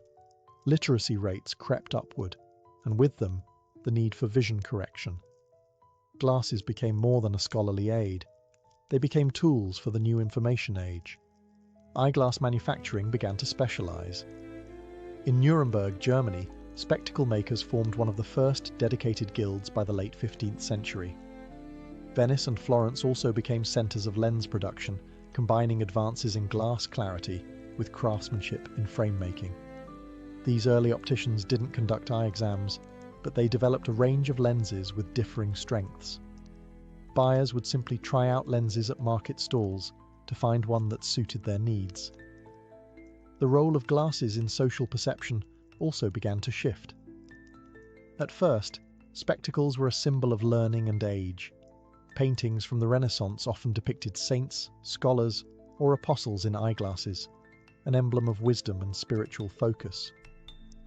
But as the middle class embraced them, glasses also became a sign of literacy, professionalism, and commercial savvy. Eyeglasses were no longer elite curiosities. They were becoming something more radical, useful, widespread, and essential. The 17th century brought a seismic shift in how people understood vision. It wasn't just about practicality anymore. It was about physics. This was the age of Galileo, Kepler, and Newton, men who not only gazed at the stars, but also cracked open the science behind how light and lenses work. Their discoveries forever changed both astronomy and optics, pushing eyeglasses from folkcraft to scientific instrument. Johannes Kepler's work in 1604, Ad Vitelionum Paralipomena, laid the foundation for modern optics. He was the first to explain how convex and concave lenses corrected vision, differentiating between myopia, nearsightedness, and hyperopia, farsightedness. For the first time, eyeglass lenses could be understood in terms of precise light refraction, not just trial and error. Meanwhile, Galileo used modified lenses to build the first practical telescope. Others applied similar methods to microscopes. These developments turned humble reading lenses into tools for exploring the universe and the invisible. The same glass that helped someone read a book was now helping humans read the stars and the cell. This new understanding of optics influenced eyeglass makers. With growing knowledge about focal lengths and lens curvature, opticians began crafting more precise corrective lenses. The profession started to professionalize. Spectacle makers in London, Paris, and Amsterdam began referring to themselves as opticians, a term rooted in science, not just trade. Eyeglass frames also saw subtle improvements. While many were still clunky and nose-pinched, some began to include leather nose pads, riveted hinges, or short handles known as temples. Early attempts to anchor glasses more securely. In China, eyeglasses with looped silk cords tied around the ears were already in use, and Europeans slowly adopted similar innovations. Another major leap, concave lenses for nearsightedness became more common. Previously, most glasses only helped far-sighted individuals, but as understanding of vision disorders grew, so did the range of corrective options. For the first time, a nearsighted young person could wear glasses to see clearly at a distance, expanding the use of spectacles beyond the elderly and scholarly. By the end of the 1600s, eyeglasses had entered a new era. They weren't just functional, they were evidence of Enlightenment thinking. Grounded in physics, driven by curiosity, and shaped by expanding literacy, eyeglasses stood at the intersection of utility and discovery. From now on, improving eyesight would be a matter of science, not just chance. By the 18th century, eyeglasses had not only become more accessible, they had started to become fashionable. No longer confined to the desks of scholars or the toolkits of tradesmen, spectacles found their way into salons, courts, and coffee houses. The Enlightenment, with its emphasis on reason and refinement, gave rise to a world where intellect was trendy, and so were the tools that symbolized it. Frame design began to improve dramatically. Gone were the awkward nose-pinched contraptions of the Middle Ages. In their place came temple spectacles, glasses with arms that extended over the ears, similar to what we wear today. Invented around the 1720s, these arms made glasses far more stable and comfortable, especially for everyday use. They were sometimes hinged, sometimes made of flexible wire, and often wrapped in silk or ribbon for extra flair. Materials diversified. Frames were crafted from tortoiseshell, horn, silver, and even gold. The elite could commission custom spectacles, complete with engraving or jeweled accents. While function remained important, form was catching up, fast. Public figures helped normalize glasses. Benjamin Franklin, perhaps the most famous bespectacled man of the era, not only wore them, but revolutionized them. In the 1780s, he invented bifocals, cutting two different lenses in half and combining them into one frame so he wouldn't have to switch between reading and distance glasses. It was a practical innovation with lasting impact. At the same time, portable eyewear became popular. The quizzing glass, a single magnifying lens with a handle, became a fashionable accessory among the upper class, especially in Britain and France. People would wear them on a chain around the neck and use them at social gatherings, less for actual vision correction and more to make a statement of wit, wealth, or curiosity. Then came the lorgnette, a pair of spectacles with a handle, popular among aristocratic women. It could be elegantly flicked open and held up for reading or viewing opera performances. For many, it wasn't just about seeing clearly. It was about being seen. Eyeglasses in the 18th century had become markers of sophistication, intellect, and even flirtation. No longer a quiet sign of aging or infirmity, spectacles had joined the fashion world. They now framed more than eyes. They framed identity. The 19th century brought spectacles to the masses. With the rise of the Industrial Revolution came not just steam engines and factories, but a total transformation in how eyeglasses were made, sold, and worn. What had once been artisan-crafted accessories for the few became mass-produced necessities for the many. Before industrialization, glasses were mostly made by hand, one pair at a time. But new machinery allowed for the consistent production of lenses and frames on a large scale. Glass cutting, metal shaping, and lens grinding became faster and more precise. This meant more people could afford glasses, and more could finally see clearly. By the mid-1800s, eyeglasses were available in general stores and even by mail-order catalogue. You didn't need to visit an optician anymore. Instead, people would test pre-made lenses on their own, trying on different strengths until they found one that worked. While this was far from personalized eye care, it was a giant leap forward in accessibility. Frame styles also expanded. Steel, nickel, and celluloid, an early plastic, became popular materials, replacing more expensive horn or tortoiseshell. The classic pince-nez, a nose-clamping style with no temples, was trendy among both intellectuals and fashion-conscious gentlemen. Meanwhile, round wire-rimmed glasses, made famous later by figures like Gandhi and John Lennon, became a staple for professionals and students. For the first time, children's eyewear entered the market. As public education spread and literacy soared, so too did the need for vision correction among school-age kids. Teachers and parents began recognizing that struggling to read a blackboard or book might not mean laziness. It might just mean nearsightedness. Medical understanding of the eye also advanced. Ophthalmology became a formal field, and eye exams began to standardize. In 1862, German ophthalmologist Hermann Snellen created the Snellen chart, the familiar wall chart with rows of shrinking letters, revolutionizing how vision was measured. Meanwhile, glasses became more acceptable in public. In earlier centuries, many hid their need for spectacles out of embarrassment. But in the 19th century, wearing glasses became a sign of seriousness, education, and rising middle-class respectability. Glasses were practical, but also professional. By the dawn of the 20th century, the world was clearer than it had ever been. Glasses were everywhere, in classrooms, factories, courtrooms, and newspapers.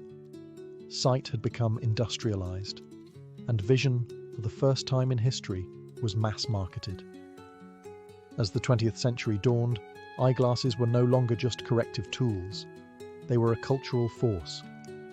This was the century where vision met identity, where fashion collided with science, and where spectacles became as personal as fingerprints. it was also the beginning of a technological arms race in optics, one that would define modern eye care. In the early 1900s, wire-rimmed glasses remained popular, especially for intellectuals and professionals. But mass production continued to evolve, and with it came new styles, shapes, and materials. By the 1920s and 1930s, celluloid and other plastics allowed for bolder frames, giving rise to more expressive eyewear. Thick black rims became associated with confidence and authority. Eyeglasses were no longer something to hide, they were something to show off. Hollywood played a pivotal role. Actors like Harold Lloyd, who wore round, horn-rimmed glasses, made spectacles part of his signature look. Later, stars like Marilyn Monroe, James Dean, and Audrey Hepburn wore glasses both on and off screen, glasses that emphasized their personality, not their impairments. During World War II, innovation accelerated. Military demand for better optics led to advancements in lens durability, anti-reflective coatings, and lightweight frame design. The military also issued standardized glasses, nicknamed GI glasses, or, less affectionately, birth control glasses, for soldiers. These weren't flattering, but they were durable and accessible. In 1958, a huge leap occurred: the invention of plastic lenses. Lighter and safer than glass, they changed the comfort game entirely. Combined with the development of photochromic lenses, which darken in sunlight, glasses became more versatile for everyday wear. Then came contact lenses. Though invented earlier, it wasn't until the 1950s and 60s that soft contacts became commercially viable. Suddenly, people had a choice. You could wear glasses, or not. Meanwhile, fashion exploded. The 1960s saw cat-eye frames and mod-inspired colours. The 70s brought oversized aviators. The 80s were all about big, bold statements. Think Run DMC and Wall Street executives. And by the 90s, minimalist styles returned, with rimless and wireframes ruling boardrooms and universities alike. Eyeglasses were no longer just tools for sight. They were statements of politics, of intellect, of rebellion, of style. Whether you were a beat poet in Greenwich Village or a Silicon Valley coder, your glasses said something about who you were. The 20th century didn't just correct vision, it reframed it. The 21st century brought eyeglasses into a whole new frontier, the digital world. As screens became our constant companions, on our desks, in our pockets, even on our wrists, our eyes began to pay the price. And so, eyewear had to evolve once again. From medical marvel to fashion staple to high-tech necessity, glasses became smarter, lighter, and more personalized than ever before. One of the most significant developments has been the rise of digital lens crafting. Unlike earlier eras where lenses were molded from preset prescriptions, modern glasses are now shaped with computer-guided precision. This allows for customized lenses tailored to your exact eye measurements, head tilt, reading distance, and more. Progressive lenses, which offer a seamless blend between near, middle, and far vision, have improved dramatically, eliminating the dizzying distortions that plagued early designs. Another innovation? Blue light blocking technology. As people began spending 8, 10, or even 12 hours a day staring at screens, reports of digital eye strain skyrocketed. Dry eyes, headaches, blurred vision, these became the new normal. Lens companies responded by developing coatings that filter out high-energy blue light, reducing fatigue and improving sleep for some users. Whether or not the science is conclusive, demand has soared. Frame technology also leapt forward. Ultralight materials like titanium, memory metal, and carbon fiber made glasses more durable and comfortable. Some frames are now so thin and feather-light, wearers forget they're even on. Others integrate flexible hinges, hypoallergenic coatings, and modular designs for personalization. Then came smart glasses. While early attempts like Google Glass had a rocky start, met with both awe and backlash, the concept of augmented eyewear hasn't disappeared. Modern versions now include audio capabilities, camera integration, fitness tracking, and even heads-up displays. Companies continue refining the balance between function and style, hoping to make smart glasses an everyday accessory. Eyewear retail has changed too. Online platforms now let users upload a selfie, try on frames virtually, and receive prescription lenses without ever entering a store. This democratization of access, combined with stylish branding, has turned glasses into a booming e-commerce industry. And let's not forget fashion. From hipster round frames to sleek minimalism to vintage revivals, glasses today are expressions of identity more than ever. In the digital age, glasses don't just help you see, they help you filter, protect, compute, and express exactly who you are. As we peer into the future of eyeglasses, the lines between technology, biology, and fashion continue to blur. We're now entering an era where correcting vision is just the beginning, where glasses might enhance human ability, serve as wearable computers, or eventually disappear altogether. The future isn't just about seeing better, it's about seeing differently. One of the most promising frontiers is smart eyewear. Companies like Meta, Apple, and Amazon are racing to develop glasses that integrate seamlessly with augmented reality, AR. The idea is to overlay digital information, navigation, notifications, translations, even 3D objects, onto your field of view, all without taking out a phone. These devices aim to do what smartphones did for communication, make it instant, invisible, and immersive. At the same time, prescription lenses are getting even more advanced. Some companies are experimenting with adaptive lenses that adjust focal length automatically. No more bifocals, no more switching glasses. With liquid crystal or electrochromic technology, these lenses can respond to your gaze, lighting conditions, or visual needs in real time. Medical technology is also taking bold steps forward. Gene therapies and stem cell treatments for certain types of blindness are showing promise in early trials. Bionic eyes, once a science fiction fantasy, are already in development, with retinal implants and brain-computer interfaces aiming to restore partial vision to the blind. If these technologies mature, eyeglasses might shift from corrective tools to transitional devices, eventually replaced by internal or neural solutions. But the humble eyeglass frame isn't going away just yet. In fact, fashion continues to keep glasses relevant, even as they become more high-tech. Designers are blending tradition with futurism. 3D printed frames, recycled materials, modular designs, and customizable colors are all keeping glasses personal and wearable.